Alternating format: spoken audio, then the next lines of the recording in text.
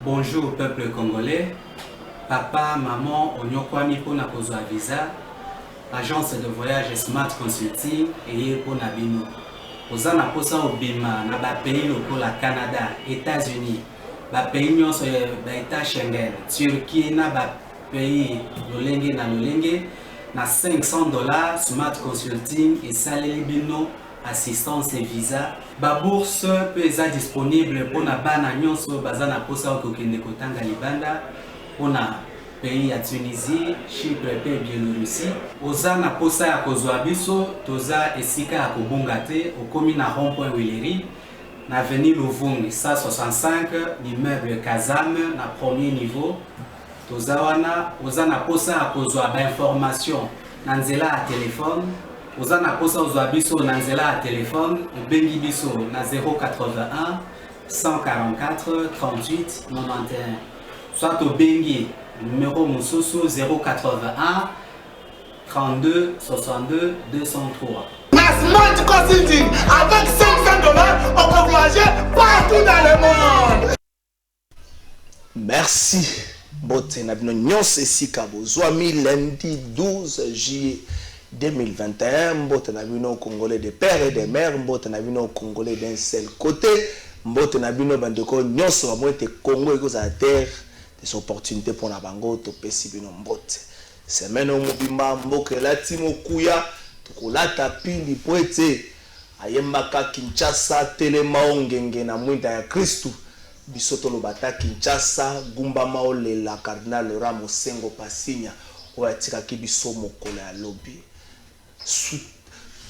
solidarité na moni autour ya matanga wana na kosepela ki solidarité wana etika la bongo pesa solidarité autour ya ba valeur o Mosengo azalaki comprendre esa solidarité pour na kotombola nkita ya mboka oyo ba témoignage ko ide un peu partout moto nyonso na ko na ye azata na mwa likanisi moko ya malamu na mosala pe na passage na sur terre oyo Laurent Mosengo alekisi to kaite molimo na ye pe mana kimia asala ki mosala abundaki etumba malamu nzamba bengie akende kopemba na kimia mabiso ba etotikali na bomoi to kanisa nini tokoki kosala po ete bitumba ya bundaki esuka kaka te na lisolo po mingi bitumba balumumba ya bakasavu besuka na lisolo soko zwi national na biso mitali makambo alobaka na kati na tozobika lelo heureusement makambo bela hymne national ezaka nango na futur donc lelo tokoki koloba makambo wana osala mateme to projet tango suna futur ekwata en 2050 parce que bakoki revoir te bataille conjugaison ya hymne national po batia makambo wana mingi na présent.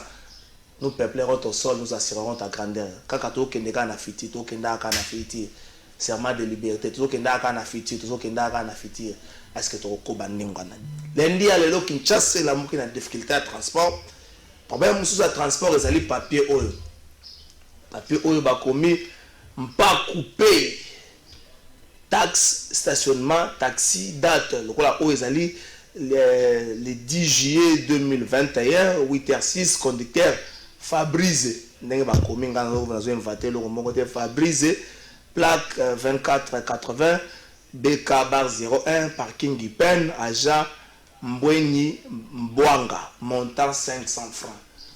Tracasserie l'équitro ba agent ya transport ba roulage ba service à lolenge na lolenge bano bazobenga soki ba ujana ba élément général kasi songa chaki po ba sisa embouteillage tracasserie eleki trop na nzela. Oui ngana o soutenir ba chauffeur pe na pesi bango maboko. C'est vrai le lo ba examen zo banda ba examen phase ya préliminaire ya retele ba na 6e des humanités mais motungi so eleki na nzela sur l'explication te ba chauffeur ba se décider ba gréver. Ba chauffeur pe ba koka nzala te est-ce que ba retenir ata journée mobimba mutuna makasi yangwana est-ce que ba retenir ata ko ça 3 jours pour trouver solution ba problème zo tungisa bango mutuna makasi yangwana na ngambo na bango pe ba médecin ba annoncer grève à partir à mokola lelo mais ministre de la fonction publique atali c'est akuta na bango ba sololi bazo kama ndenge nini ba entamer quand même procédure ango mais na monoko ne moko ministre de la fonction publique abi ba médecin ba atali ça qui est motema mabe ya gouvernement précédent. Est-ce que ça jurisprudence c'est le gouvernement précédent qui na motema mabe ba médecin bazo banga pe que gouvernement tout ils appellent na motema mabe likambo ya Congolité tokobeta liso nango lisusu lelo Congolité est-ce que esili pour la amitié Moïse Katumbi Félix Tshisekedi awa bandeko ensemble baza ko menacer ko quitter gouvernement ce qui proposition oyo ezali programmé pour l'examen à niveau Assemblée nationale tokomeka mamuke ko solo autour de ça article moko bimaki mikolo leka ki na observateur indépendant.net titre nango nazo rappeler ka titre nango zala ki union sacrée au bord de l'éclatement, Modeste est battu le Kobo dans le viseur de Jean-Marc Abound. Auteur et article, voilà, ça sur la plateau, est-ce que l'article est ali mécanicien journaliste après observation, est-ce qu'il y a un élément probant aux Makamboana? Est-ce qu'il y a une union sacrée, les solos qui bientôt au départ, il y a un solo, il y a un Kabouani. Et comme il pembeni maître kolobela mokola lelo yo yango wana trois invités par na plateau na biso mokola lelo mi balé déjà bazali moko azana nzela c'est vrai akanisa yeke ba chauffeur ba kozala nzoka bosa na ke ba chauffeur bazate mwana mboka Nicolas Lenga porte-parole ya parti politique en vol parti cher na Délice Sanga ou azala mama kambele mais alobaka ko sa chipité ba tumoko ba episinga ke na epa na yokuna na Luisa on dira lobi a kozwa jipa to kango atonga centre hospitalier moko na habité bon 55 000 centre hospitalier a kozwa te ndeko Nicolas Lenga bonjour mbote mingi ndeko trésor ezali esengo bo momesano ya koya oetando ike ayo poato solo la makamo matali Congo na baimboka kuna kotalisa makaniso ya biso ya envol na makambo matali Congo na ebité soki na koki ko se permettre ya ko souhaiter yo un heureux anniversaire lelo ezali mokolo mbotama na yo bato ebele baye bakate na poitio na miso bato nalo bakaka merci bon anniversaire na yo na ebité so ko permettre na pesa moi eloko muke na yaki nango po biso to na suka bon wana to sala mona suka kasi ya yambo zana mbotama elamo ya yo na waya ko banda émission te sans ko souhaiter o yango ya liboso yango wana kasi oko pesa ngai penza permission na bandela ko bwaka mbela na ngai na premier ministre Sama Lukonde na lingi ko ebisa eke bato oyo bavandi na quartier Delvaux ba oyo bandako na bango ekei na érosion ya mataba baza ba congolais des pères et des mères misusu des pères et des mères misusu des pères kaka misusu des mères kaka bref baza ba congolais et belé kutu ba congolais d'origine misusu pe baza na bango ba wara ba chinois ba nini mais ba ye osala ba affaire na bango na Congo sika bandako na bango ezokenda na érosion ya mataba est-ce que tokoki kotala likambo wana te na monga fula nzela ruto ya kimwenza o wana na lobby so ya monoko ekauki est-ce que bakoki ko inscrire ngona ba urgence te oyo etali action gouvernementale po bato monga fula wana basa ba congolais école ya kimwenza mission ezo menacer kokanga rentrée scolaire prochaine et rusala te est-ce que tokoki ko se pencher sur question wana te plutôt que totala ba makambo mosusu oyo eza penza na motu ya mingi te na bwaki mbela na banzi te tour oyo vraiment mitemo ya bino ekotuta ezala yo premier ministre ezala ministre sectoriel pona bosala misala oyo wana merci azalaki journaliste le quoi biso nyonso mais depuis mokolo vendredi ba journaliste à ville province à Kinshasa ba PC Mokumba kozala vice-président ya INPC section Kinshasa les patrons observateurs indépendant.net ligne éditoriale nango botunate mwana mboka Patrick Lokala Lokole bonjour bonjour ndeko Trésor Kalafai Patrick félicitations Patrick Lokala yo bebisi kombo na Lokala Lokole Lokala Lokola Lokala Lokola donc merci beaucoup ndeko Trésor Kalafai ya liboso na banana nkotonda bana kisasa na mabitali élection à UNPC na lingina na souhaité onano heureux anniversaire joyeux anniversaire ya mbutina banda émission na banda ko souhaiter joyeux anniversaire na ma statut nanga WhatsApp na lobi joyeux anniversaire na journaliste du moment ndeko Trésor Kalafai pe na ko bakisa na mnoko mboka do twelo dololo za biloko do twelo dololo ndeko Trésor Kalafai il faut to valoriser ka pe minoko mboka do twelo dololo leona ngeso ndeko Trésor Kalafai ya liboso yango wana ya mibale na kopesa na kosenga penza merci na ba journaliste nyonso ezala o ya ba média traditionnel ba média en ligne na ba média ya YouTube ne ba se mobilisaki ebele pour na kopesa biso confiance na mutu ya UNPC section ville de Kinshasa et si quoi ba élection ezalaki ndeko Jean-Marie Kasamba azalaki élu comme président ya UNPC Kinshasa ndeko na bino Patrick Lokala azalaki pe élu comme vice-président soki bino bo se mobilisaki te tunga to koma na niveau wana te na yango na kosenga na bayimboka nyonso que to cultiver eloko babengi confrérie. OK. To longwa na ba conflit mike to longwa na ba tendance to zonga na kibonde ko ya ba journaliste et ko sala biso bien pour to avancer. Merci mingi. Merci na pesi ba félicitations na équipe nyonso pour ko kambaye NPC section Kinshasa ba pona maki mokola vendredi passé ko banda na président Jean-Marie Kasamba vice-président Patrick Lokala na mona ki ndeko Pierrot Azalipe ya misi ya mi ya suka na bosani kombo me kombo ekoya avato soki sa émission ndeko Nicolas Lenga papier na préféré na pesa oyebi yango to bandela bana oyebi yango papier oyo na koyoka mbali boso na simba yango na maboko lelo na koyoka sango ete ba ndeko na biso bakumbi mituka oyo basalaka transport bafutaka yango mpona lokola droit ya parking bon ngai nazalaka motu moko nazalaka maloba nyamu te nakendaka direct. Ça fait 2 ans na peso barel ça fait 2 ans bandeko ba chauffeur bazo futa 500 francs pour na voiture amike 1000 francs pour na ba bus ba yebseki bango ba futa mbongo po batonga ba parking ba terminus na Kinshasa mais ça fait 2 ans bazo futa yango terminus etonga makate et loko sala makate ministre soki botuneka motuna akomi kotata bana réponse exacte c'est l'une des causes au bandeko ba chauffeur ba grever mokola loko ko bakisa na yango na tracasserie yambo na koloba mpaku oyo ezali o babinga na lopoto arnaque na lingala arnaque na ko sembola yango na lingala te mais na ndenge tolobelaka na Kisasa to benga ngo escroquerie. J'aimerais qu'on explique que escroquerie na lobelaka na ndenge ki. Ya ndenge ki no ouais. Et ça arnaque. Et ça benza arnaque. Pourquoi? Parce que l'État a koki ko sombisa bakumbi mituka parking te.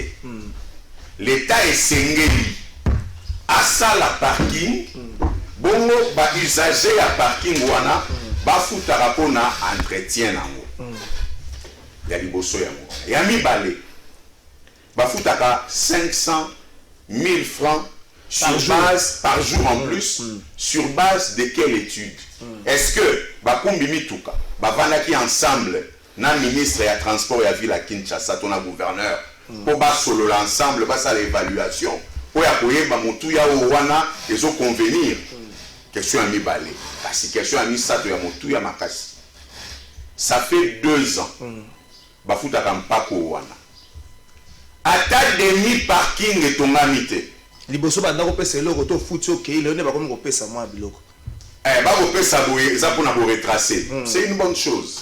Donc conducteur na conducteur aoki kobomba mpe batike na ye oyo po ayeba combien afuti pendant 2 ans. Sika misolomina mikokenda wapi na wamituna tato ya assemblée provinciale à Kinshasa nani Pasteur Godempoy ya ou interpellé gouverneur te to ministre na ya transport ko interpellé était pour na makambo yo to lobite ka ibi misolo to komituna nde misolo mikokenda wapi po attaque demi parking etongami te pendant 2 ans. Et ça quand même extrêmement grave. Et ndeko na biso ba chauffeur baza na raison ya kosilika. Parce que tous les jours où le natamola na ville à Kinshasa niveau ya tracasserie nangi okota na kati ya tracasserie te tika nanu wana mwana mboka Médard Kankolongo boni yo boni santé kamata pape oyebi yango mais nga na banza ke olingaki obanda na ko pesa ngai nde balobaka merci mpo naza parmi bato basali ke mouvement esalema yo yebi boni na plateau oyo ngai nalakisa nali parmi bato oyo kutu même na ministre provincial abso bakolanda biso atindelanga na moto na ye moko tosele na ye débat na likambo na bandango kala kombo nango moyibi escroquerie d'état ndeko tika maloba nanga nalobi bengango moyibi l'état s'organise pour escroquer tout un peuple. Oui, je l'ai suivi sur Top Congo. Pendant tant qu'à Combo à Radio. Monsieur le ministre, ça fait 2 ans que vous êtes à Kambong. Ah, yo péchéri. Hein? Est-ce que vous allez m'ont te tuer na Kambong? Ça, je l'ai suivi moi-même. J'ai eu honte. Batunia mutuna na émission mais okozwaka musolo belle ata libanga et tu sais les conséquences c'est quoi ceux qui ont foutu papier oyo te bakangi yo oza na amende o bango imaginaire tu peux payer 100 000 tu peux payer donc chaque chauffeur avant obima tongo exercice ya liboso so bango nan okotisa mutu na mutuka mutu akota te zala nango déjà na yebisaki po j'avais attaqué baoyo bazali ba association ya ba chauffeur wana na lobanya na bango bolie kanyaka ba seki ngai te atoko s'organiser te bolie na ko comprendre te comment on peut escroquer na moi l'état qui escroque c'est très grave maintenant que bandi même ni place na mituna ki na jila lingeti na mukomona clarté makambo mosusu. Je l'ai vu chez le gouverneur de Kabila ou le Baganeno Babonani Zoé. Namonaki Yekuna.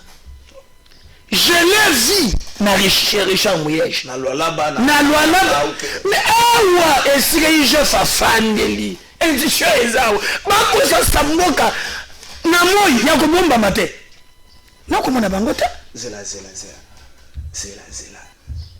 Nga lelo na komi ko comprendre na IGF na Kinshasa on dirait bakanga na binemi na bakonzi ya Kinshasa po IGF makamba Kinshasa so ko tuni ba sauter IGF à travers sur base d'un programme annuel bon na Kinshasa ba pomola loko les akip voilà donc je n'ai regretté makasi ndeko nanga kala fa ki ce pays soki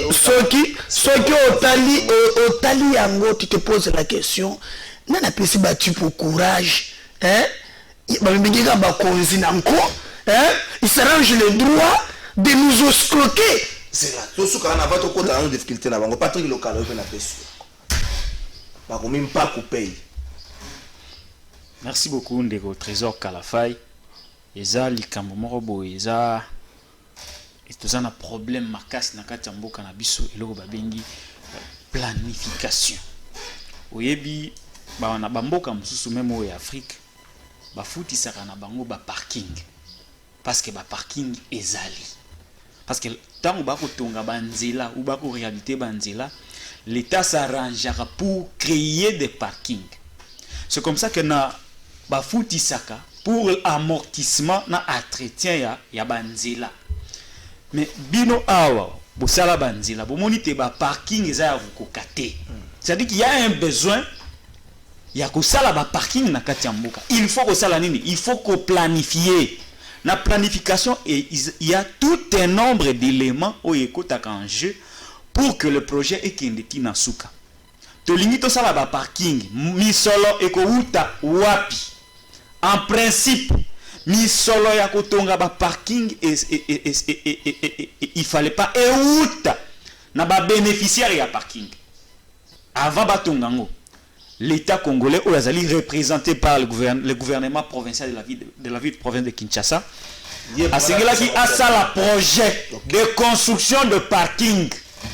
Tant que ça le projet asali eloko babengi appel d'offre kopona ko recruter mutu oyo azali na makoki ya kotonga ba parking ba mobiliser ba moyen ba communiquer na ba imboka te na mikolo mizali koya tokosala ba parking yango ekokute na gouvernement provincial misolo boye tango tokosilisa yango mbongo wana obiso to defi na banque songolo pakala tokozongisa yango tango ba imboka bakobanda kofuta ba parking na bango eloko wana etikala kosalima te ya liboso ya mwana erera liboso ya mwana kasi tango bino bo s'arranger te ndiko alobaki yango mutu ya envol ke bolingo bo sala ba parking mais bolingo zo ndambo a misolo et pas ya ba conducteur ba détenteur ya ba taxi esengi na bino bo bengisa bango na ministère provincial e soki pakana makambo ya transport baza na association na bango o yebani bo bengisi bango bo vandi bo tie une équipe conjointe pour étudier la faisabilité de la décision. Ça dit quoi? Vous faites participer des gens sur qui la décision va s'appliquer. Ndem tenga salate tango ba représenter ba chauffeur réunis autour de l'association ba porter ba revendication légitime ya ba associé na bango ndem tenga salate tango ba une décision wana batu o baza ba représenter ya ba chauffeur balinga ba communiquer décision pa ba chauffeur pe elinga ke bota mubulute pe tango bo planifier yango ba oyebisa bango te misolo oyo tokopesa na l'état tokopesa ngo na ngonga soit une année dans une année toko réunir une somme oyo ko permettre na l'état atonga pe toyebi te tango ba kotonga yango na dire oyo songolo pakala tokofutaka mpako ya ba parking te après ndebo yoko lancer ba travaux après avoir communiqué à la population mais bango basali eloko te bakekaka kozwa kanyaka kobomba mais babosani te tango nasukisa tango bo associé ba yi chauffeur te représenter autour de l'association na bango et que boyebi ke na kati ya mboka na biso de manière générale nous avons un problème de transport. Nous n'avons pas un système de transport qui existe, qui fournit des services na baimboka. Et particulièrement dans Kata Kisasa, moi, bah, transport, tout ça, moi, quelques sociétés, Transco, Transki, et ça, totalement insuffisant pour résoudre le problème. Il y a crise, il y a grève, il y a chauffeur. Merci. Il y a on a légèreté, on a l'homme. Conséquence, c'est qu'aujourd'hui, même les transports et c'est ça en l'absence de transport privé, ils ont bloqué parce que les chauffeurs, ça dérapage, ils ont condamné, même si vous avez droit, mais c'est qu'ils ont condamné le dérapage, ils ont s'enregistrer. Il faut l'État à se ressaisir. Merci. Pour ça, qu'on retire le Coran. C'est un conseil à l'homme à l'Obani sauté. Makambo aussi là. Nicolas Lenga. Tout ça, 2 minutes. Est-ce que le chauffeur Bazalina a raison pour les cambriolages, les tracasseries dans cela pour raison parce qu'ils allaient au-delà du parking, ils allaient me tracasseries, le chauffeur m'a payé les mébélés, autorisation de transport, Bazalakata, na mokanda bazalana ordre de mission moko le rôle à IGF et ça depuis le 1er janvier le 31 décembre mokolo si la kaye banakate mokolo bandaso bobandika ane bata transport ba koti de l'autre côté aussi la service ya police PCR service moko soki bar jaune soki ujana oyo général kasonga tchani pour réguler circulation bango nyonso na baza construire le ba élément ya tracasserie et pas ba chauffeur. Est-ce que la posture oyo ba chauffeur fallait pas ba que le bosso la négociation autour d'une table avec ba autorité compétente dans secteur na bango avant bazwa mokano oyo ou encore que peut-être na service à sécurité au sein na bango ba léger un peu ba élément présent na circulation na ville de Kinshasa. Non police azali na obligation il y a pour assurer circulation dans nzela et ça obligation et ça teke to senga ina ndenge amawa pour ba futa bango na fin du mois pour na musalo wana ba kumbimi tuka bazana raison ya kosilika mais na émission niveau ya tracasserie ezali na nzela okolinga te j'en suis victime tous les jours au Nzambasala. Ba reproche à nini soko za traverser bango ba reproche le logo ya clair te bango problème na bango o isa na kati ya porte-monnaie na yo fo ba mona yango et ça sécrété. Soki général Kasongo yebite na koyebisa yo. Bapostolo na yo tchana nzela musana bango yango wana. Tracasserie kozwa lo meya pa bato. Yango wana.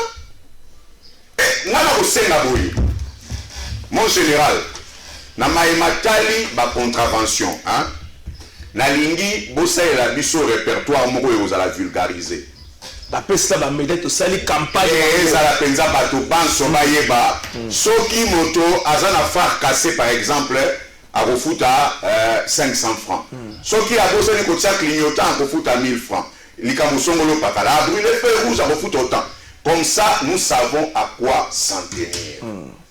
Mais tracasserie et l'équipe. Bah comment on a un système mosusu, moi quoi émission avancée, nous sommes le téléma. Au côté na katika tibaye ba koile lio.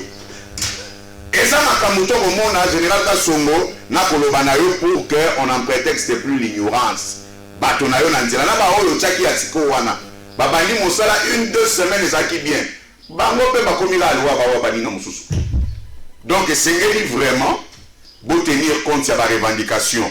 Il y a des chauffeurs ou il y a secteur privé parce que l'État n'est pas en mesure d'assurer le transport dans la ville à Kinshasa et même partout d'ailleurs, le transport routier partout d'ailleurs dans la République. Et donc, bazar partenaire, il y a l'État et Sengeli doit traiter Bango avec respect pour le bien-être de nos populations. Merci. Ndeko Médard Kakolongo, peut soit 2 minutes.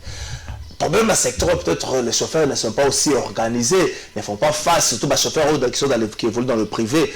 Bazali partenaire moko à l'État, ou bazali quoi léger, paye les circulation, mais bazali organisé, ça la face. Les chauffeurs ne sont pas que tracasserie, ça la, bah point à tracasserie. Mais nullement bango mon bakenda pesa d'une manière officielle, bah saisir autorité compétente, c'est au moins ici quand au moins tata, bah il est à tracasser. Non, bazar organisé à Siko. Association des chauffeurs du Congo, Bazaza, Bazaza Basriti, Yango, Kakande Banda qui déplorer que na banda qui comment on a clarté, mais je vais quand même na rebondir na Makambo de Konanga ko débattre à lobby en vol et comme mettre lenga Général Kasongo, je pense aussi là où doit aussi avoir parmi bato parce que dans mon problème ndambo.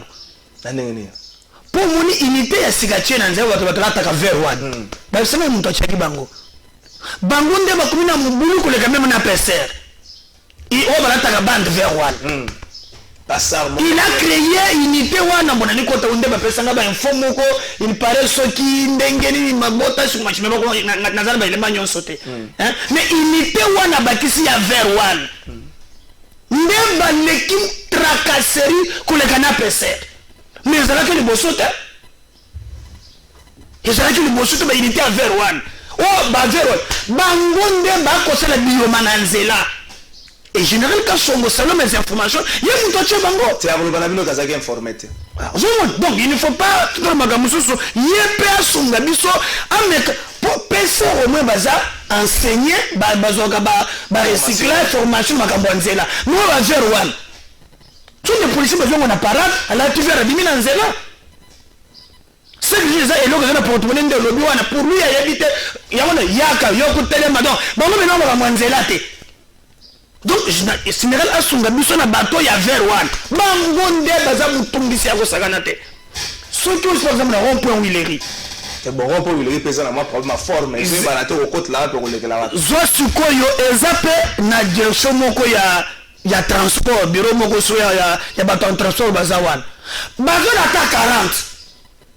Yo le chauffeur est bon marché bon marché demi-terrain.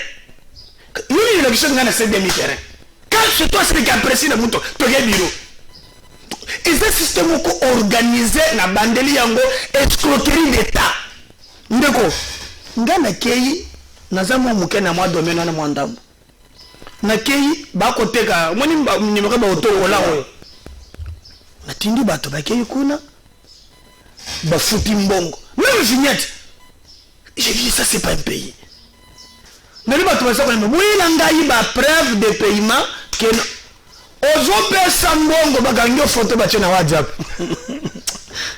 Tu n'as pas là, c'est du preuve de paiement photo na WhatsApp wapi. Nazo bisayo zo na télé moi-même c'est mon gars nazo bisayo. Na lobi pasengai mutu wana ba pasengai na. Mais si vous trouvez que c'est sérieux nazo futa mbongo na otokola wana baza na mitoka wana preuve eza te so foot bane bakangi photo bachango na WhatsApp yango bila ya mis de transport ça je l'ai mis. J'ai discuté avec messieurs, moi j'ai besoin, na foutu ni solo, boyel. Au président, tu vas nous condamner pendant deux ans à TVT, et ça nous sauter, et tu n'as pas l'écolo. Hiérarchie. Merci. De repartir de local. Awa balobi, la chauffeur va certes organisé, mais si le chauffeur va certes organisé, le chauffeur a certainement baillé, par exemple, le chauffeur a aussi la taxi na kati à Gombe. Donc, quand il y a demi-terrain, na kati à Gombe, tu es bien Gombe fonctionne. Nous avons mata awa boé, à quitter la régie des obokani chauffeur demi-terrain. Donc, parce qu'on va faire face à l'autorité compétente dans le secteur de transport. Non, mais un des trésors Kalafai, au moni. Il faut tous à l'objectif et la moins neutralité dans les analyses. Et il est vrai que une grande partie de la population va capital tracasserie, mais tracasserie est alliée de part et d'autre. Ce qui est doivent condamner que tracasserie n'a pas agent et à la police au bâti nanzela tokolobape que tracasserie côté à chauffeur, je peux le dire aussi ainsi, une sorte d'escroquerie à makamba demi-terrain. Et ça nango mutakobo yango azate demi-terrain basalaka yango na Kisasa. Soki otamboli ozwi moto otamboli Kisasa commune de Kinshasa Barumbu Limete Kingasani Masina Selemba okomona ke demi-terrain ezalaka nango. Donc du côté pe ya ba chauffeur respect ya mibeko ezalité. Et tu peux reprocher défaillance à l'État dans le secteur wana ki azoko kate ko réguler pour finir le phénomène de mi-terrain où ils ont raison qu'il se fait après côté wana ba chauffeur pe bazana ba faille na bango ba lobaka yango te parce que c'est à leur avantage tant le chauffeur a lamuki na tongo ayebi que l'état congolais ça fixa a réguler ba prix de transport ya lamuki na tongo place de foot à 500 francs et comme 1000 francs parce que transport les a passe wana ba lobaka yango te parce qu'ils ont un avantage na bango donc pour na bango lorsque situation ils ont un avantage na bango grève ezate mutakoganga pe azalité ce sont des choses que nous condamnons mais to souhaiter peut-être que l'état oyo a signalé a réguler a céder na makambo ya tracasserie na koyebisa yo te tozana l'état moko boye l'état moko oyo azana ko briller na improvisation likambo ya transport e bandi lelo te banda kala na tango matata point poto akolobela mingi l'État il faut comme na makoki ya kosala ba système de transport ils ont la capacité ya même soki likambe bimi ayebi ndeni ko combler ba vide wana parce que okoki te ko reposer espoir na yo sur les privés. Privé est là pour faire les affaires, faire l'argent. Il n'a pas le souci du peuple. Le privé n'a jamais eu le souci du peuple. Ce qui importe pour les privés, c'est l'intérêt. Na 2013 ou soit 12, matata pour yazaka mukano ate ba transport ya mike odessa et c'est tout ça ba tambola ka lisusu te. Ba grève ba sala grève et paralyser ville. Ne yaka ko créer esprit de vie. Quel est l'apport? Il y a esprit de vie na transport et na transport et depuis Mikoloana Tilelo l'État congolais n'est pas en mesure de prendre en charge ne serait-ce que 50%. Il y a des passagers au batambola dans le transport. Donc le transport est détenu par bateau et privé. Or l'État tant que vous avez une faiblesse du côté il y a gérer par rapport à besoin peuple et que ces besoins là sont assurés par les privés et c'est ngeli nayo oza na posture ya koyeba ko négocier na ba partenaire yango mona exemple ami balé makambo ya ba prix ya denrées alimentaires l'état s'est improvisé lisusu a bosani te bazana makoki ya a bosani te azana makoki ya koleisa ba congolais te ba pa ya ba partenaire nde batu baza détenteur ya secteur wana ebotaki crise tala lelo lisusu boye ko tia ba mikano moko soki pe totali et moi je nango mabete soki ba misolana eza orienté vers le trésor public mais mabe siko misolana ya ko kende na trésor public merci mais l'état dans le crise botami azana makoki te ya kwasi donc il faut que l'état azana makoki ya assurer indépendance naie par rapport à ba service et les biens qu'il doit fournir à la population. Un mot 30 secondes 1 minute pour Laura Mosengo Passina.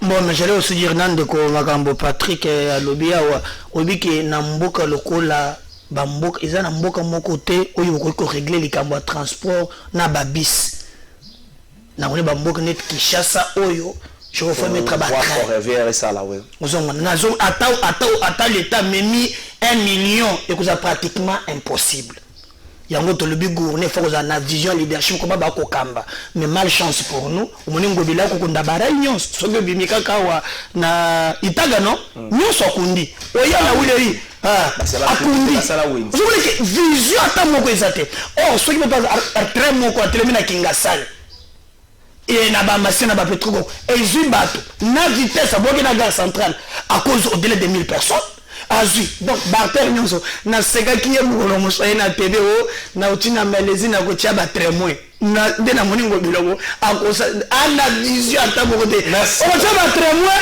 et comme na courant train d'abord zo kunda barai vision ya litère les ali gestion esquisse 30 secondes pour la cardinal cardinal moi je pense que d'abord on a présenté ma condoléance na libota na ye parti na biso Congo en avana bato nyonso oyo église catholique mais je pense que il a fait ce qu'il pouvait faire azubo moinaye akabi yango na mboka il a été très dur na temps ya ba dictature. Tu ne peux pas parler de la démocratie dans ces pays que dissocier Cardinal Mosengo. Moi, je pense que Azali, symbole, il y a courage, symbole, il y a détermination, même si les bords politiques parfois échangent, mais il a resté les mêmes, que son âme repose en paix. Azali, Abissonion sont mais les plus importants, Azali, Tokotika Kanin, Bissou Touzana Bomo Ilelo, Cardinal Aki. Merci. Maître Lenga, 1 minute et un mot pour la cardinal. Yambona lo makambo ya tata cardinal va permettre ngana rebondir rapidement sur les cambo ya mpaku pays oyo. Na apprendre à un plateau que ministre ya transport ya ville Kinshasa lobaki kembongo wana basaleli ngo ba orienter ngona makambo susu. Na lingi na ebisa tata Godem Poiboye. Elongo na tata Gila Lingete. Ministre oyo wana ya transport ya ville Kinshasa Yemubo a sali aveu en public, il y a détournement, il y a deniers publics. Procureur général, mais la paix en goyo. Bon, c'est la dénonciation écrite. Dénonciation oyo na sali oyo et l'équipe Moutouya. Yemoko a sali aveu, il y a détournement, il y a deniers publics. Ata misolona bazwa ki yango, basombeli yango ba angelou. Le coup la kaka ekei na makambo fallait salater yango wana na détournement moto wana sengeli beaucoup aye bo samedi ça y est les cas échéant bo bouila ye na kangi parenthèse wana na banzi bo kimbela sika po ya tata cardinal Laurent Mosengo Passigna je garderai toujours un très bon souvenir de ce monsieur. C'est une personnalité d'autre facture. Le Congo a perdu une âme d'une très grande valeur, un monsieur qui a donné non seulement sa vie mais son intelligence et son énergie pour booster la démocratie et paître les âmes de l'éternel. Je connais personnellement un membre de sa famille, Emma Mokuba pour ne pas le citer. Je profite de l'occasion pour nous représenter ma condoléance na famille biologique naye na bandeko banso ya lingomba catholique mais na Congo mobimba. Molimo Monsanto a consolé mitema et que Molimo nae epema peneankolo na kimia. Va en paix, cher cardinal. Mutumoko alobaki soki olingi kokufa te kobotama pete lokolo botamaki yeba ete okoleka un jour. Va en paix. Tata cardinal ndeko Patrick Lokalo reçoit 30 secondes pour le moment cardinal. Vous allez au terre article moko où le titre nango lobaki union sacrée au bord de l'éclatement modeste bâti le Kwebo dans les viseurs de Jean-Marc Kabound. Est-ce que les allez observation, est-ce que réunir ba élément na pesio 2 minutes au limbo la biso oyo et utaki bewapi est-ce qu'on lié en gros le fait que Sénat a boyaki qu'on lever la immunité à matata pon na niveau à plénière mais ce qu'on lié en bongo donc il faut revoir l'article pour na sima bureau et koisaki aux 2 minutes et puis to kota makambo ya congolité. yambo nako brosser muke vie ya tata cardinal abandaki prêtre akomaki monseigneur même à l'intérêt du pays ayeko zonga Kisasa ayeko koma cardinal tata walukumu akena libanda na Rome akomaki parmi les 7 cardinaux au bazalaki na gouvernement pontifical.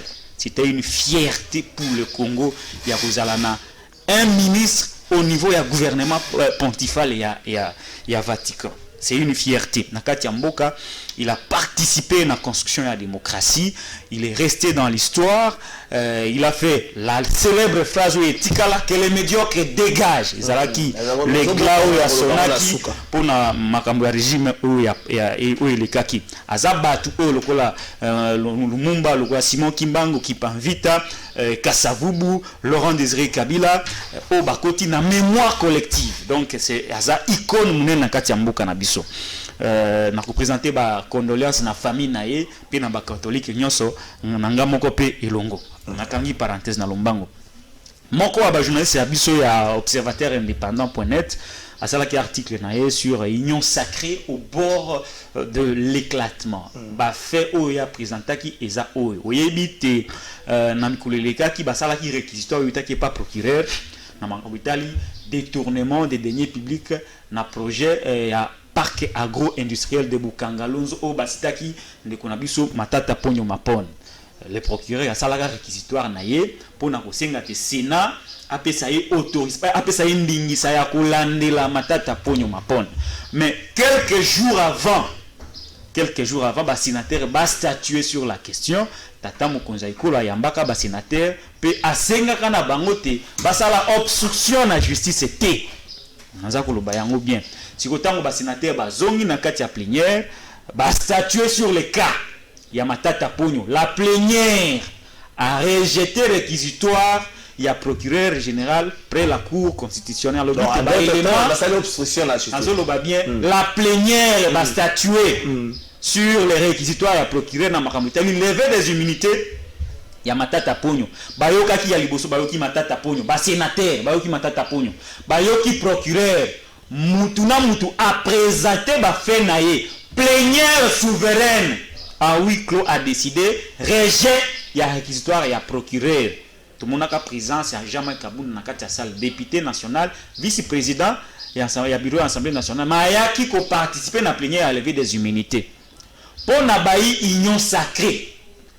Eza Modeste Bahati Lukwebo nde mutasala ki te ba sénateur ba rejeter réquisitoire ya procureur général. Alors que pour na bango mokonzi ya mboka tata mokonzi apesa ki mot d'ordre na ba sénateur ba longola ba immunité ya Matata Ponyo. Na kotuna question na bato bazali ba intellectuel. Quelle est la différence? T'on réfléchit, quelle est la différence entre les bureaux du Sénat où ils allaient représentés par Modeste Bahati Lukwebo na plénière oya s'est décidé na mayele nini o bato bazana ngo ya komona te plénière a décidé mais mutu o il faut fuita ba conséquences politiques ezande président ya Sénat omoni mayele ya bato ya politique ya mikolo on dirait mayele vraiment eza kokoka malamu te pe esuki wana te procureur a eko changer lisusu stratégie à saisir bureau du Sénat cette fois-ci bazui bakangi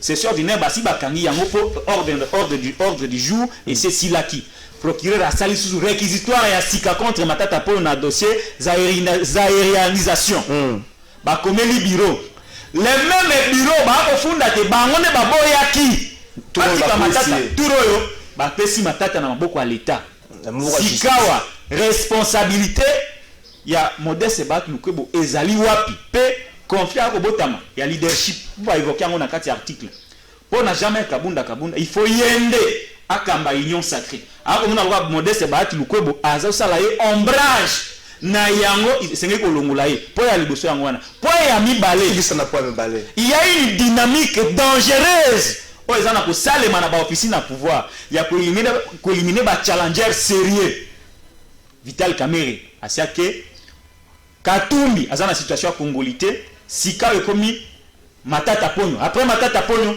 Modeste Bahati aza cible ya sika po bayibi ke Modeste Bahati Lukwebo aza na parti structuré, aza na regroupement structuré pe aza na ambition présidentielle face na bilan eza largement négatif.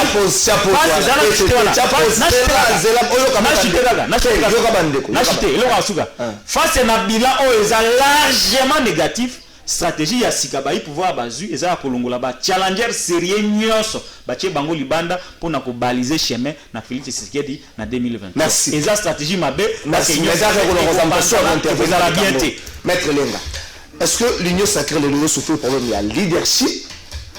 Est-ce que l'Union sacrée de l'Union souffre problème ya kozanga texte moko légal ou ezali kotala marche ya Union sacrée yango ba guerre? Et fungwami na kati ya union sacrée, on se bat pour X, on se bat pour Y, on se bat pour un pain, on se bat pour un paquet de biscuits.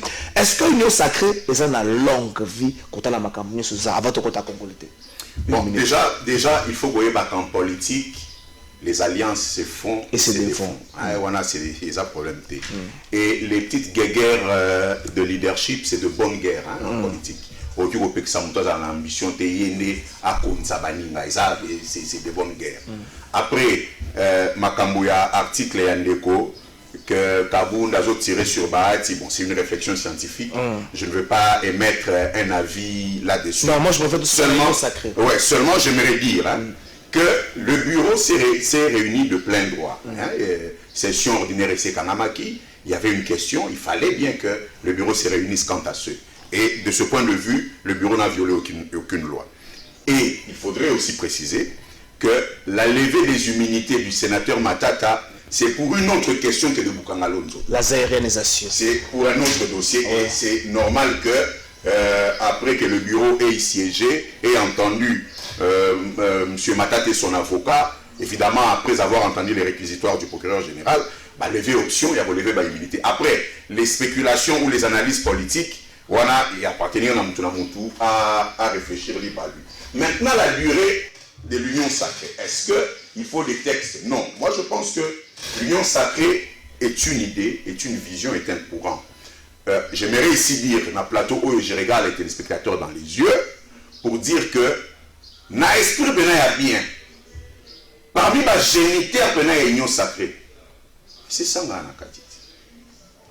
parmi les géniteurs de l'union sacrée, on a expliqué sur le on a fumé la peine en poka.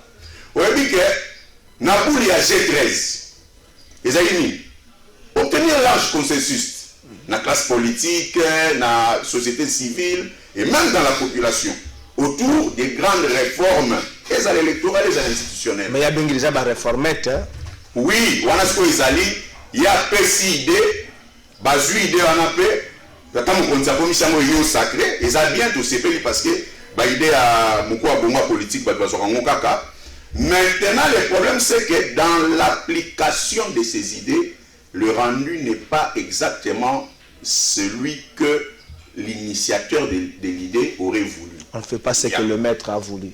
Bah, je dirais, je n'aurais pas la prétention d'aller dire ça, mais c'est quand même le maître du jeu. Ça, il faudrait le dire sans fausse modestie. Des lycées Sanga dans la classe politique, c'est quand même le maître. Bon,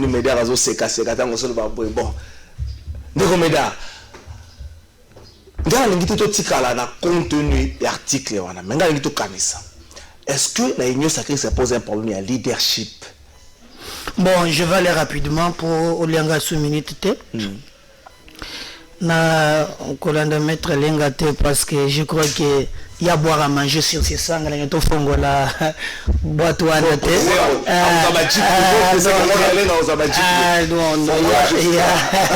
boîte na soga na go biso ka mibale oyo vraiment bon c'est de la politique mais tozong na likambo ya Kabonde et Bahati Lukwebo. Moi je pense que le président de la République il est garant un bon fonctionnement de l'institution. Dans le moment où il a appelé l'idée de union sacrée. Nous avons besoin de l'union parce que le défi est l'équipe est belé. Dans l'article, je ne sais pas ce qui, Tokoki, Kokamata, le Jean-Marc Kabonde, Bahati Lukwebo.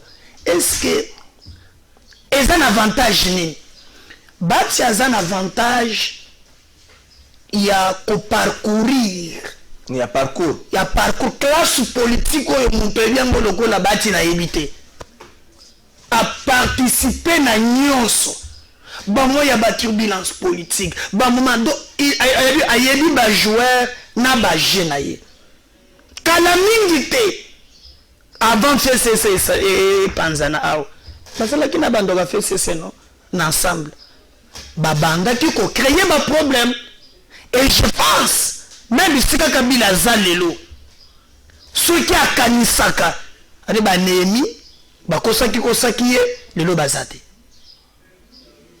ba une expérience politique je crois expérience n'est pas le président de la République et conseil le comme ko ya malam je ne partagerai pas le point de vue à Patrick Olobakeno azapé candidat président de la République hein pour nous potentiel non déjà moi je l'ai suivi moi-même à cause de la candidat en 2023 pour ne battre baluka ba tirer ba flèche c'est quelqu'un qui s'efface toujours au même temps que ça na Kabila ça na banini ebele mais il se contente dans le ministère moto mibale moi si seulement si est vrai que Jean-Marc Pongazana ba ilemate et que Jean-Marc azana schéma wan na lobieza malamute merci laissez-lui travailler avec son expérience. Moi, au contraire, c'est que je regrette. J'aurais appris que beaucoup mieux qu'on nommait un mandataire Moko Mibale sans tenir compte il y a force de non, il ne faut pas que frustrer battre. Merci. Depuis l'indépendance,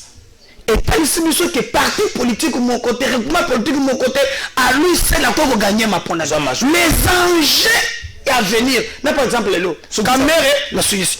Caméra zana boloko nes et puis bakange pona bakangwa kanyaka muyibi ponga na uti na mbujimai na moni na zana site maison préfabriquée o ba singa pona caméra za grado bakange pona muyibi lelo muntu ya tikali ozo côté ya est wana muntu aza makasi sebati pour les enjeux de 2023 le président il s'engage en bon terme avec lui. Merci. Merci. Gambo Congolité tout ce qui ça des pères et des mères. Ah, Congolité. Ah, on va tout ensemble, ils ont menacé de quitter le gouvernement, ceux qui proposition un examen à niveau du Parlement. Tout le monde sous mettre les boina le balikambo à venir à union sacrée. Tout le monde sous que l'union sacrée est allée assise sur des bases solides de l'union sacrée est assise sur base solide. Vous avez raison parce que moni bobeni yango union sacrée. Il y a mutuya. Mais tant que mona makambo ko tamba na kati eza buluye ke ndenge nini mutuya délice sanga mutamaila kolobake. Eza kaka idée esengeli pa eloko anezala na ba texte. E ko tambola ndenge nini? Yango ko mona ba ko nommer bat ba ko tuna te. Ba créer un Dieu le Père na monga liema. Ya liboso ya mwana. Ndenge ni bino obengisi bato na union sacrée pour la refondation de l'action gouvernementale. Mais bino mongo bobandi Katumbi Mabe azai congolais de père et de mère te na simanango bato ya tata mukonza ikolo ba vandeli yango koto baati Mabe sikawa union sacrée ko kende wapi ndeke soto akotunaka elongwe Kabila nde mutabanda ko bloquer ekomi baati lukwebo ekomi Moïse Katumbi lobi ekokoma Jean-Pierre Bemba union sacrée ko kende wapi ya liboso ya wana ya mibale na lombango pona zongisa maloba en politique soki bwana lingomba politique et que bozali ko prôner ba réforme ya ba institution sengeli bo vanda na ndenga politique boyokani ne bo porter eloko babengi réforme soit na projet de loi oyo koki kozala porter na gouvernement ya mboka soit na proposition de loi oyo koki kozala porter par un député yebisanga sikawa eloko oyo babengi congolité euti na union sacrée ezalaki concerté wapi. Quel est le point de vue ya ba allié ba partenaire ya Félix Tshisekedi basali yango bango moko na yango nde ensemble ba vandi balobi te soki eloko wana bino bolekisi yango et que tozana kati ya lisanga moko to yokani te soki bolekisi yango biso tokolongwa na kati ya union sacrée yebisanga sikoyo soki Moïse Katumbi alongwe parce que ça y congolais des pères et des mères selon la volonté ya bato IDPS na Noël Etiani soki balongoli modeste baati lukwebo ba ofunda ki atrahi mokonzi ya mboka union sacrée ekokende wapi merci kaka na crise yango na lobaka na ote mandat oyo eza mandat ya résolution de crise politique eza mandat te ya koluka solution na ba problème ya baimboka. Merci maître Lenga oyo kindeko Patrick Lokala union sacrée tozo kende wapi. Est-ce que proposition de loi sur la congolité plutôt un verrouillage il y a la fonction accès à la fonction sous est-ce que et soit qui bénédiction à ma partenaire na carte union sacrée, n'est-ce pas là l'urgence d'avoir des textes qui doit réglementer kotambola la carte union sacrée yambo na ngina recadrer eloko moko ya moke ndeko na ngai Patrick Alobiawa ni sesanga ni envol tolobi que union sacrée sengele tambola sans ba texte, ce n'est pas ce que j'ai dit. Na lobi que à la base l'union sacrée est une vision, est une idée, est un courant et ça c'est une vérité au dénier en côté. Et que à la base il y a idée wana, il y a vision wana, si ça est là dedans, je vous ai fait la démonstration ici. C'est ce que j'ai dit. Après, les textes qui régissent cette structure, il faut tester de son opportunité, il faut tester de son bien-être ou de son bien fondé plutôt, j'allais dire. C'est une question que bah cadre il y a union sacrée bah leader wana bon du se poser et batala si les faisable si sur les opportun et quel en est le bien fondé. C'est ce que je suis en train de dire. Sika likambo ya loi ya ndeko chani oyo lekinanga yi honorable Ntingi Pululu amemi. Je l'ai dit plusieurs fois, je continue à le dire, c'est une bêtise. Et je répète, c'est une bêtise. Na lingala na bibeza bozoba.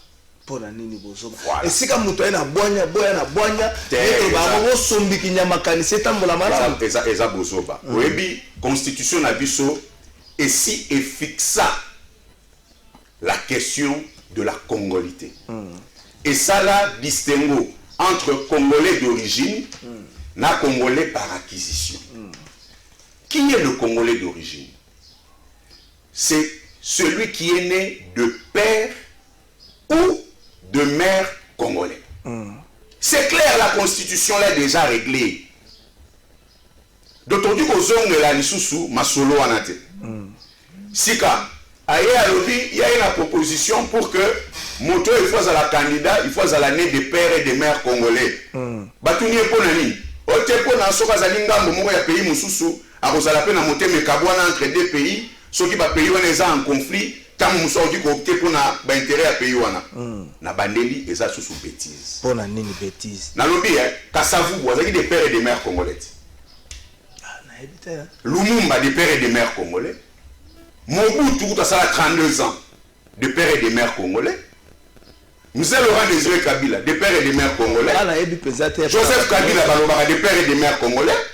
Félix Tshisekedi, des pères et des mères congolais. Opposant, on a un candidat des pères et des mères congolais. Bon, 60 ans, 61 ans après, des pères et des mères wana, babaki c'est nini na Congo. Non, ça ne peut pas être un critère. Na lobi lobi na moni bakangi ba criminel ba levara ba tuna ba ketchao. Ba des pères et des mères congolais. Nalobi, na makambu ya 100 jours, à part Jamal, des pères et des mères congolais. Mais nalobi, mon ministre il y a transport, il y a ville qui s'assoit détourné, bon, il pas coupé. Des pères et des mères congolais. Si vous m'avez expliqué, Bissoni. Merci. Il faut bâtir la nation. Il faut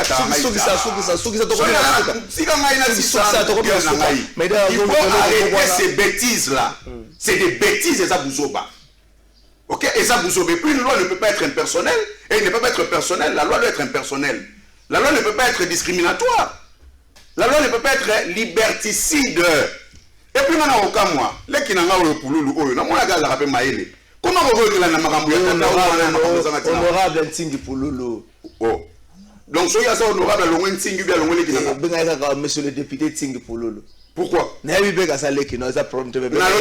pourquoi? Donc, c'est-à-dire que si vous êtes honorable, vous êtes honorable. Merci. Maître Lenga, moi, je suis Kameda Kankolongo. Assemblée comme menacé. ceux qui battent question là quand on mukumba j'ai ma classe peut comme que la bureau l'Assemblée nationale bâti à toto tiate. Bon, moi je pense que na qui mettre lenga lobby loi wana ezali faut ezali un personnage, je ne sais pas ce que nakati ya loi ba komi kombo muntu nakati. Je partage pas ngai politique ya exclusion aujourd'hui parce que exclusion partout et salama et botaka toujours ba problème mususu. Et eza brèche moko toko fongola lelote. Mais je ne veux pas aussi que na mboka oyo ba personnalisaka débat politique. Comme quand les hommes passent. Dans ces pays, on a connu un essai qu'on appelait les sphinx délimité. Et à Koufa, le Congo continue.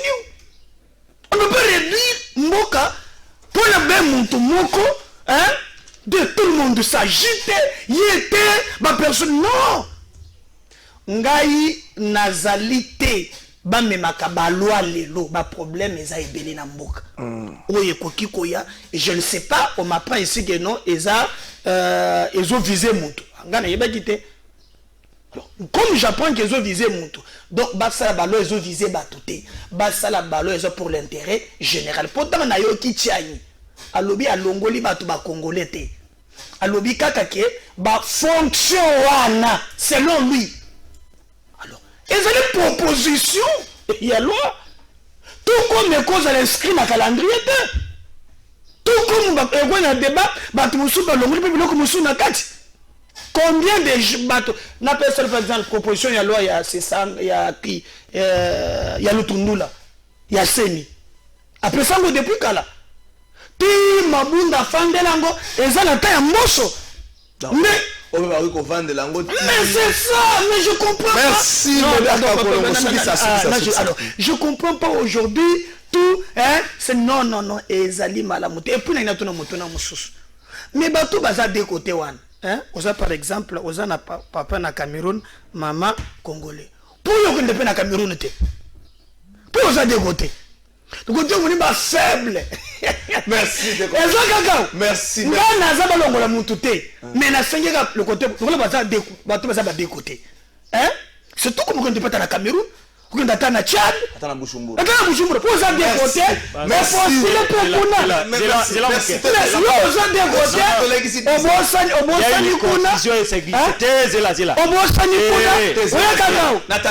Des côtés à la raté. Tant que vous allez Congolais d'origine, vous en avez des côtés. Parce que la nationalité congolaise est exclusive. Merci.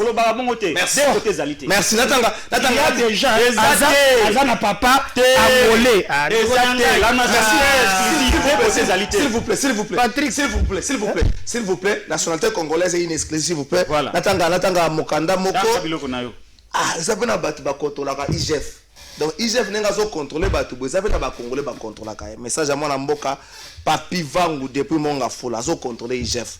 Motuna na liboso à Tuni. Na ba mission officielle à l'État, au sein de l'intérêt ya Mboka. Et bongeza la mikolo, boni, ngaite, na otuna mituna ya ndeko Papi Vangu.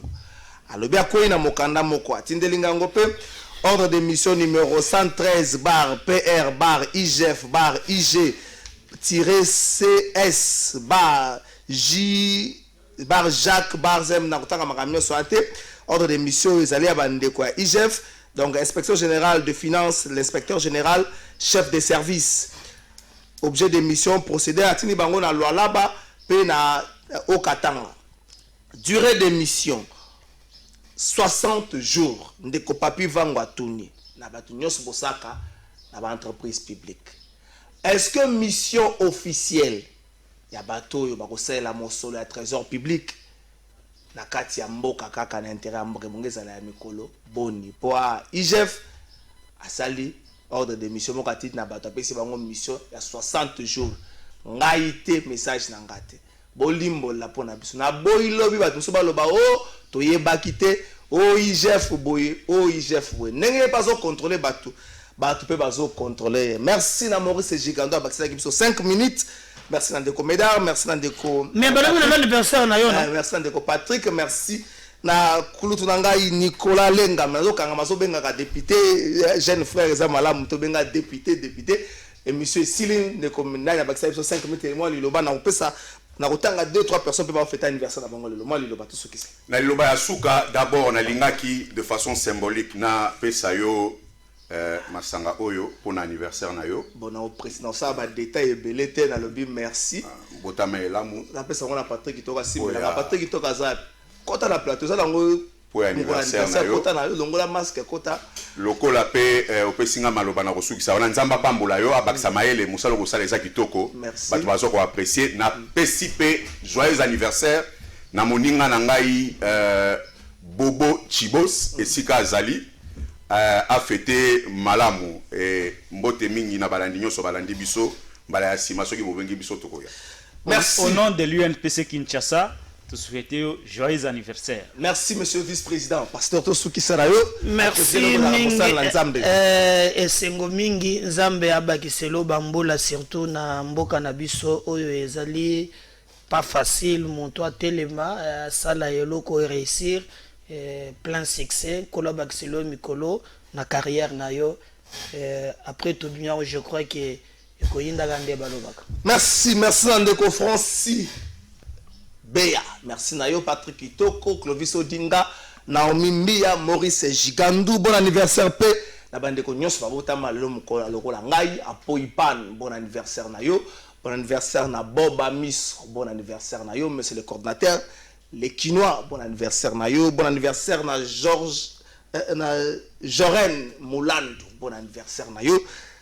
Maintenant c'est venu to kuta na ate poso to meki, zaka songa koya na batu donc ce côté là que ngana ko bimatelo bi moyena osala émission ko zate donc moi to kuta ate to benga naka